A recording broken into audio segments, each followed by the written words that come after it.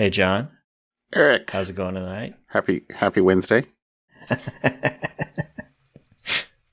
Happy Wednesday. Happy Wednesday. Happy International Women's Day. Yes. There you go. There you go. How was your week? I actually had to pull the family for what did we do this weekend? Because it's kind of a blur to me. I was trying to figure out what did I do this weekend, and mostly it was working on personal projects. My cool little underdeck drain. Yeah. Now the spout goes down into the ground and underneath the patio, so it doesn't drain out onto the patio now. So that's nice. Did you do that, or did they come and tear it up and drip? Because a jackhammer was involved, so it would have been fun if I did it. But no, I did not do it. You draw the line at renting a jackhammer? Yes, I draw the line at renting a jackhammer. And daughter number one is working on some projects she wanted 3D printed. So, we fired up the 3D printer. She gave us some files, and we played around with that for a little bit. I thought you were going to tell me you bought a resin printer. No. She wants me to. I just don't have a need for one. I know someone who has one if I really need something. Need. Air quotes. I think need and 3D printers are not proximate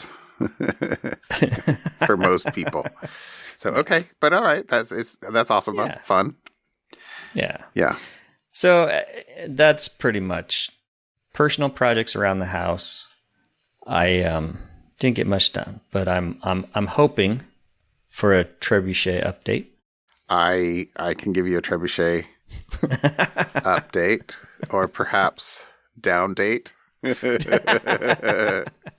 So, was anyone injured?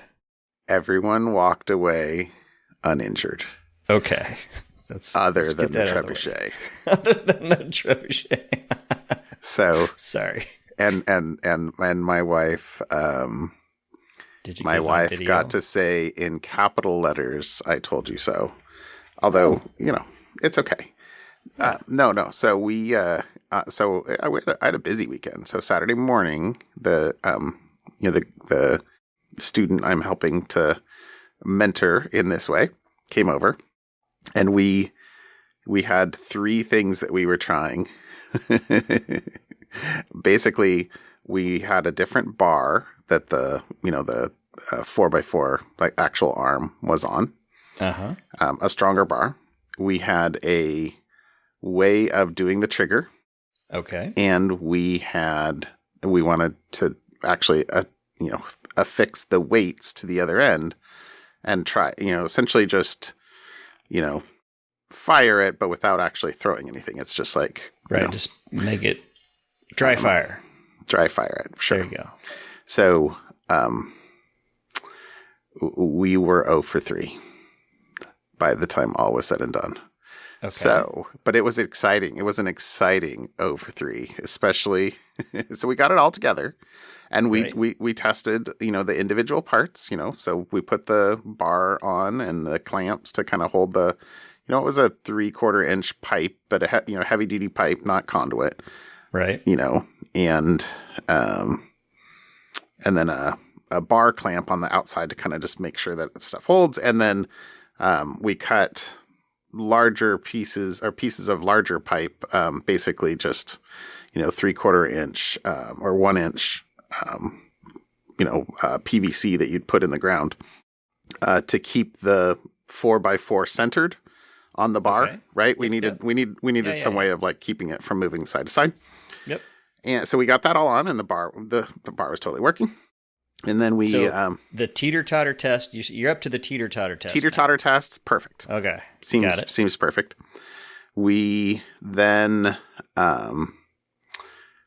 did the trigger, which is basically 2 eye bolts, horizontal, and then a pin that you basically put through the eye bolts, and then you tie rope, or we did a rope, on the arm down with a loop on it. So it basically you put a pin through one of the eye bolts, through the loop, through the other eye bolt, and then the pressure on the bar will keep the pin pegged up.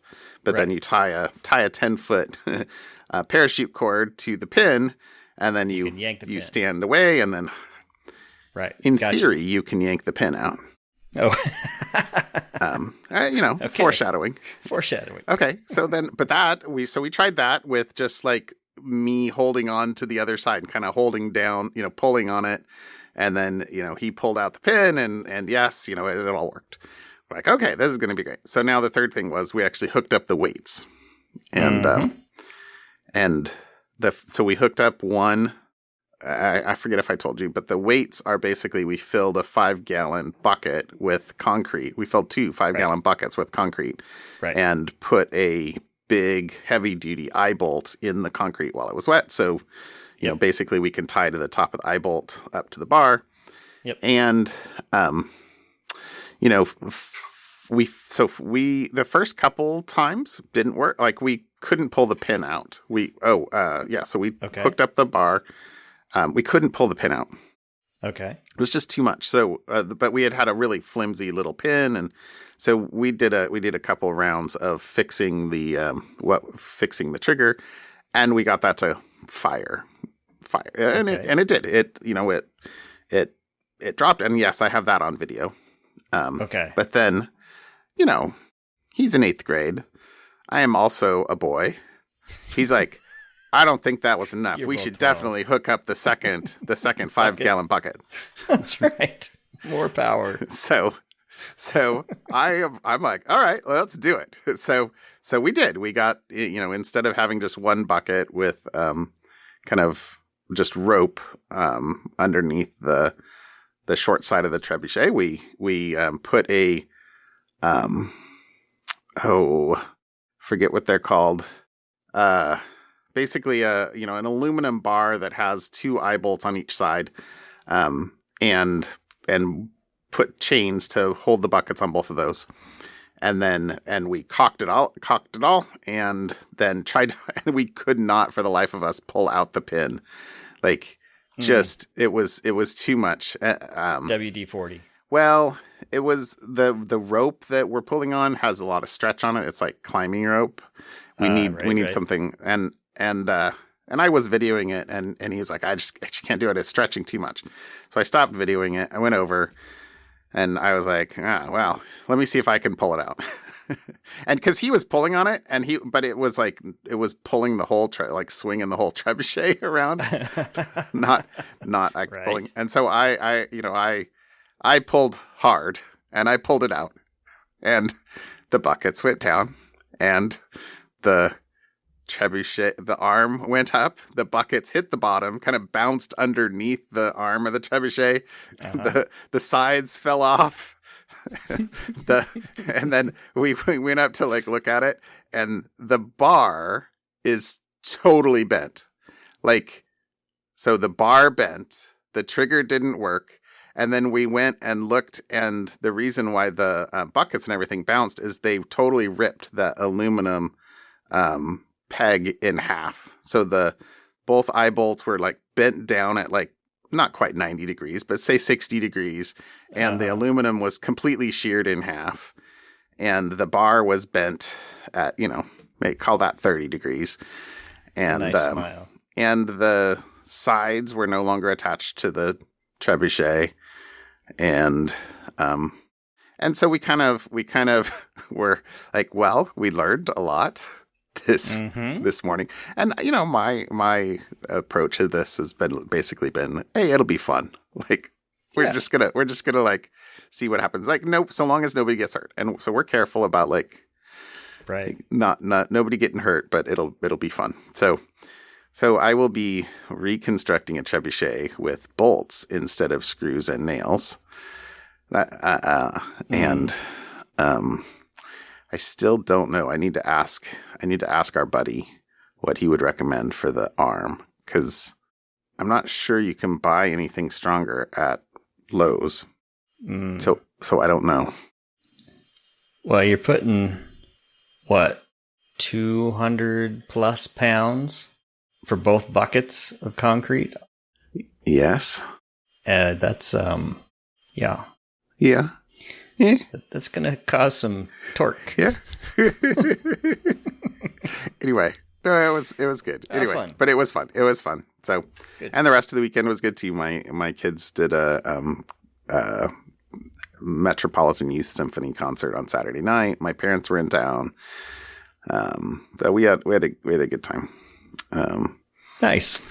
Went over to some friends on Sunday night and yeah, I had dinner. It was a good weekend. So good. Anyway, but yeah, had much trebuchet fun. But now we basically it basically walked in pieces back into the barn, and yeah, right. It's okay. Well, so how about some security? So I almost feel a little guilty about the follow-up and piling on. It's a LastPass. More LastPass? More LastPass. The poor guy that we got to talk about this time, or person, I suppose, that we need to talk about at this time is the same attacker that was doing other things with LastPass, hacked an employee's home computer and obtained a decrypted vault that was available to only a handful of developers. So a vault of AWS keys, all the credentials for magic stuff, encryption keys for customer backups that are stored in S3 buckets, etc. So he was spearphished or something somehow targeted for... Well, here's how it happened. Okay. So this was not in LastPass's explanation. This was a person who was briefed on the report, who spoke on the condition of anonymity, that the Plex media software was the source of intrusion. So the employee's home computer had Plex running. Plex happened to have its own network intrusion issue on August 24th. And that's how the threat actor gained access to the employee's machine through that through Plex. Ooh. So it was the same actor, though. Yes, the same. Must have that's been what targeted. They believe is the same actor got through, and there is the article says it's not clear that the Plex breach had any connection to the LastPass intrusions, other than this is how the threat actor got into the employee's machine, was through that breach. So I guess that's really there's a more detail in the article, but so not only should LastPass users change all their passwords, Plex is something you should, if you use, which I do, make sure you have up to date and you're running the latest software, and if you have user and password there, make sure that's been changed. That was last year though, so it's been a while. So you should have probably got a breach. I think we probably even talked about it on the podcast last summer. I don't even remember the last time I tried to log into Plex. So I should probably double check that. Yeah.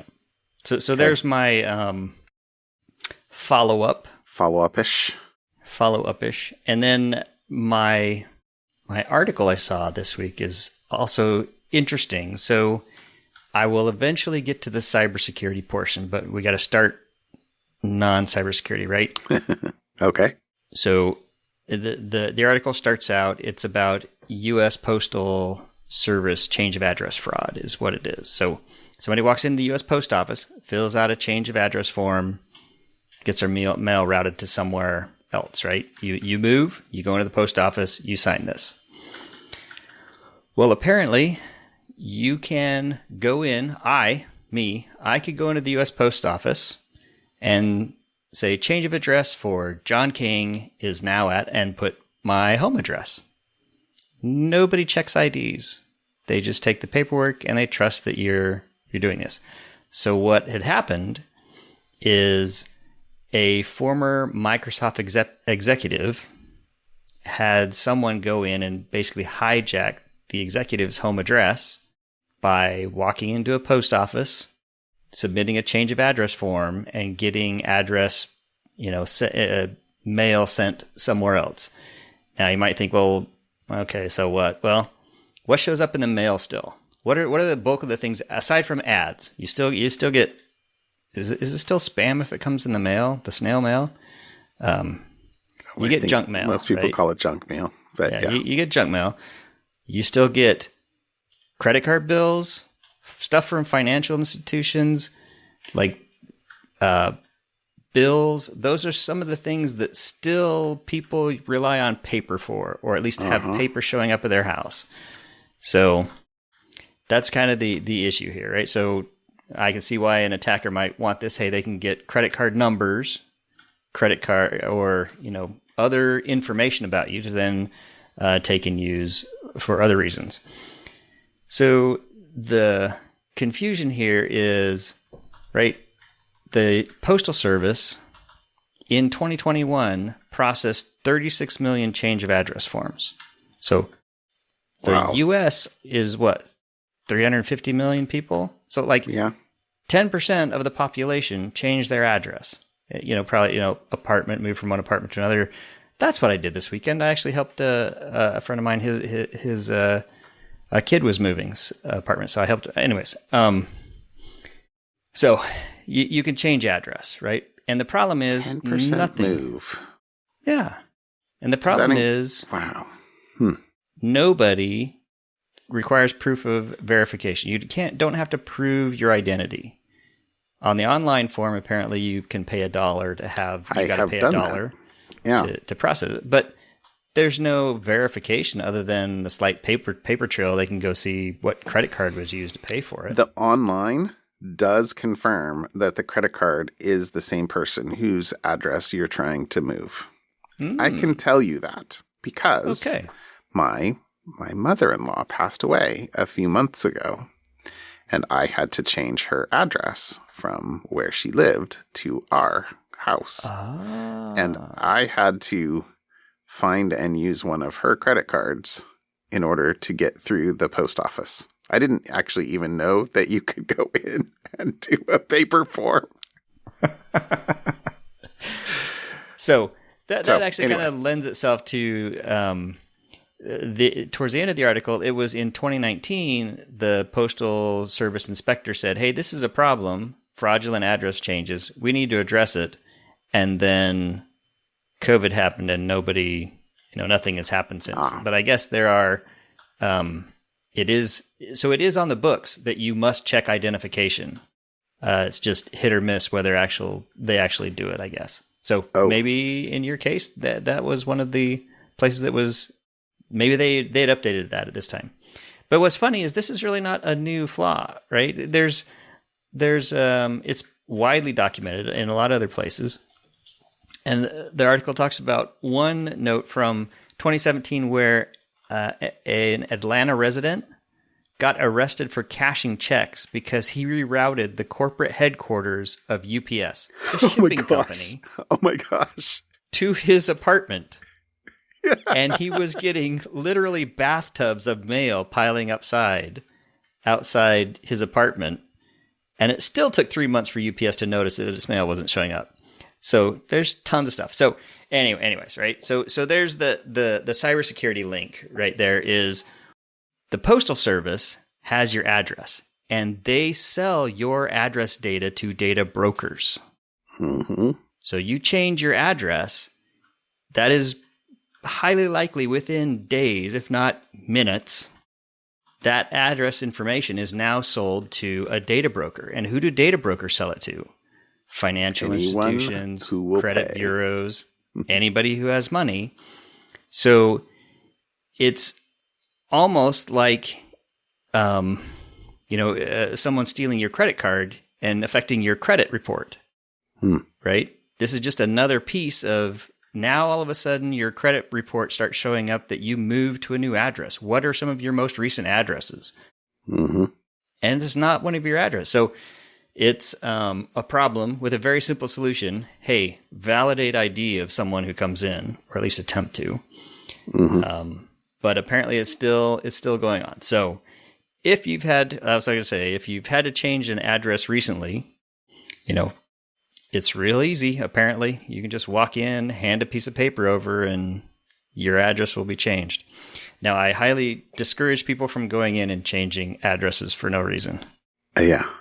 I think it'd be funny in my head, but I wouldn't want to be on the receiving end of I penalties there. I think it's not a good thing. There are laws on the books. I was going to say, yeah. not good. No, but like as soon as you do change your address, I'm pretty sure you're right. Within 5 minutes, you start getting mail for you moved. You sign up for cable. Exactly. we have new curtains, new household stuff. Like there's all sorts of you need boxes. Blah blah blah. No, there's all sorts of things. So. Yep.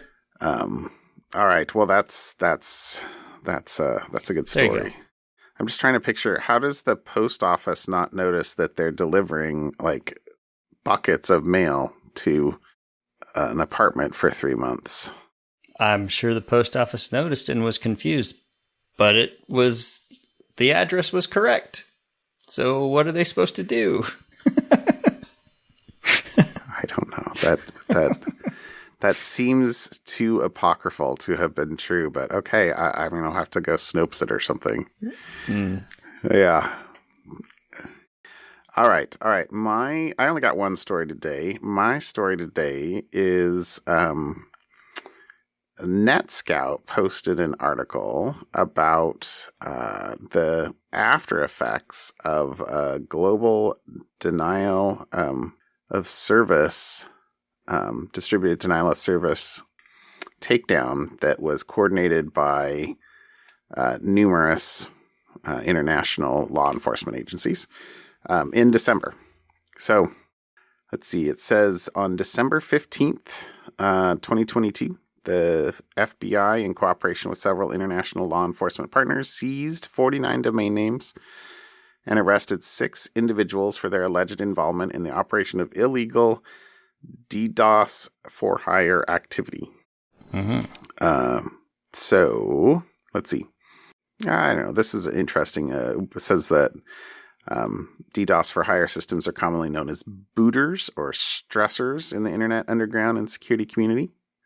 Booter comes from booting a player out of a game by disrupting their connection.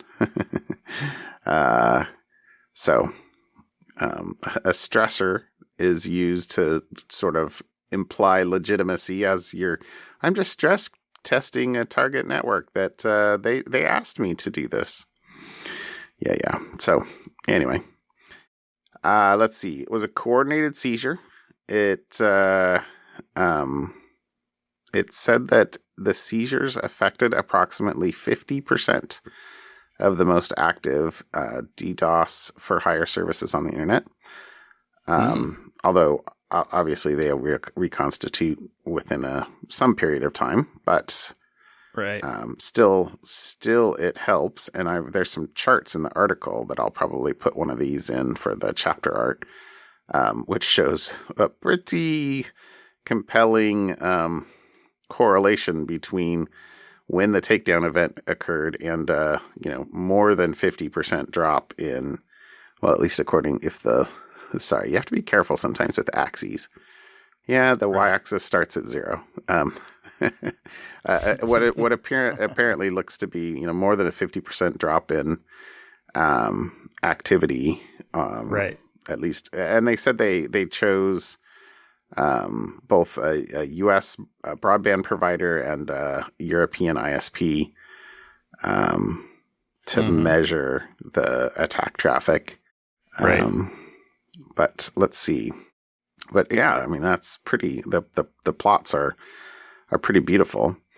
What did they say? They said, knowing that many users of DDoS for hire services target gamers or gaming servers, we homed in on a large U.S. broadband provider and a large European hosting provider.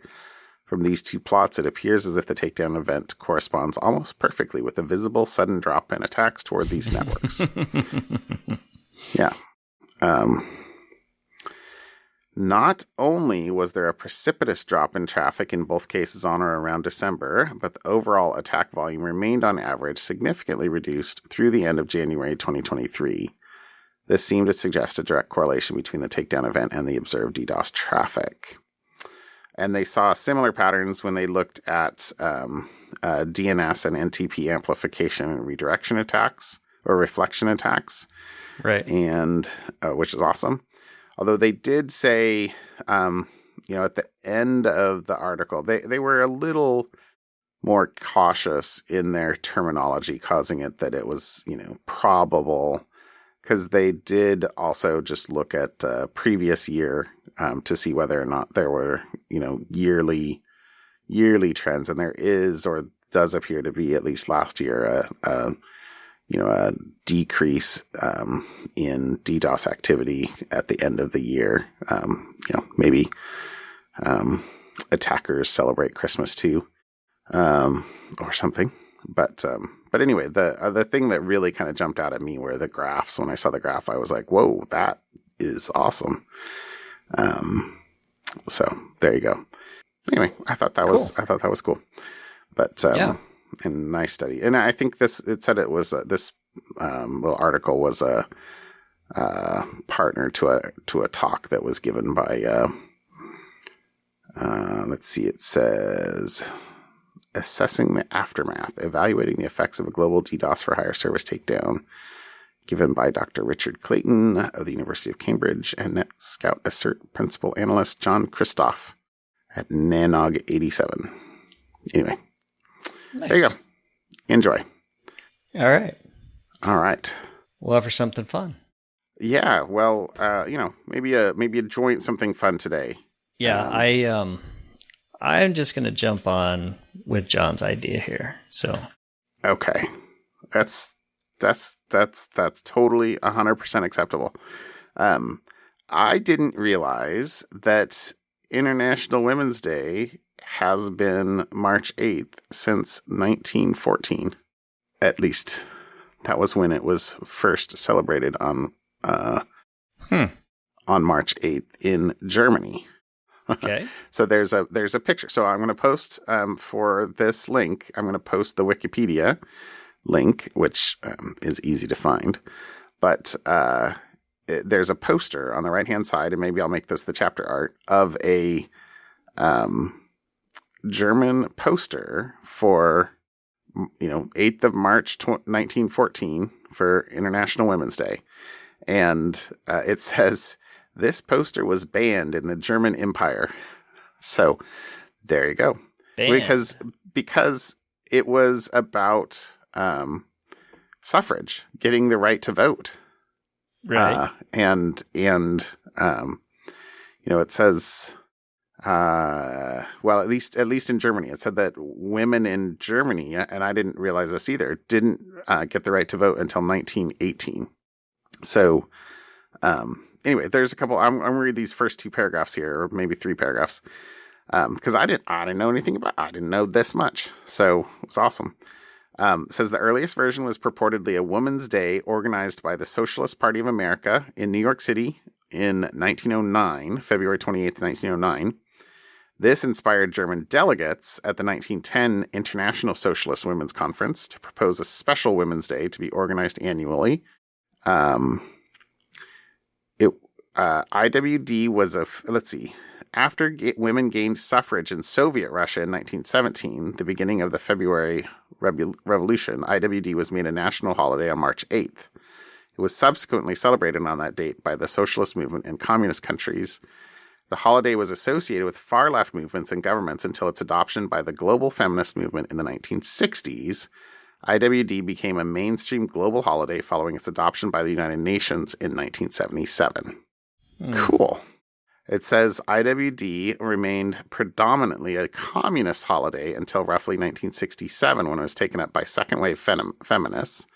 The day reemerged as a day of activism and is sometimes known in Europe as the Women's International Day of Struggle. In the 70s and 80s, women's groups were joined by leftists and labor organizers in calling for equal pay, equal economic opportunity, equal legal rights, reproductive rights, subsidized childcare, and the prevention of violence against women. Yes. And and we still haven't. And then it says the United Nations began celebrating International Women's Day in 1975, which had been proclaimed the International Women's Year. And that in 1977, the United Nations General Assembly invited member states to proclaim March 8th as an official UN holiday for women's rights and world peace. It has since been commemorated annually by the UN in much of the world, with each year's observance centered on a particular theme or issue within women's rights. So, nice. There you go. Happy International Women's Day. Yeah. There you go. So, our something fun. Cool. I'm on board with your something fun here. Happy IWD Day. Yeah. Have a good one, John. All right, Eric. I'll talk to you later. We'll see ya. Bye. Bye.